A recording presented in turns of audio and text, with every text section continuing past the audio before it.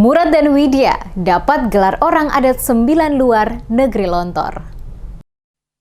Gubernur Maluku Murad Ismail dan Ketua Tim Penggerak PKK Maluku, Widya Pratiwi Murad, dikukuhkan sebagai orang adat 9 luar oleh sesepuh adat negeri Lontor, Pulau Banda, Kabupaten Maluku Tengah. Pengukuhan dilakukan saat Gubernur Maluku Murad Ismail dan Ketua Tim Penggerak PKK Provinsi Maluku, Widya Pratiwi Murad, bersama penjabat Bupati Maluku Tengah Rakib Sahubawa dan rombongan berkunjung ke Banda untuk menghadiri Festival Budaya Banda pada Senin 13 November 2023. Pengukuhan sebagai orang adat 9 luar kepada Gubernur Maluku Murad Ismail dan Widya Pratiwi Murad ditandai dengan pemakaian kain oleh tetua adat setempat. Selain itu juga Gubernur Maluku Murad Ismail dan Widya Pratiwi Murad berkesempatan menghadiri langsung ritual Kasih Makang Hutan di Negeri Lontor. Kasih Makang Hutan Negeri Lontor merupakan salah satu tradisi turun-temurun dari generasi ke generasi. Tradisi ini dilakukan sebagai bentuk ungkapan syukur kepada Tuhan Yang Maha Esa atas hasil hutan yang diberikan dan telah dinikmati oleh warga Negeri Lontor.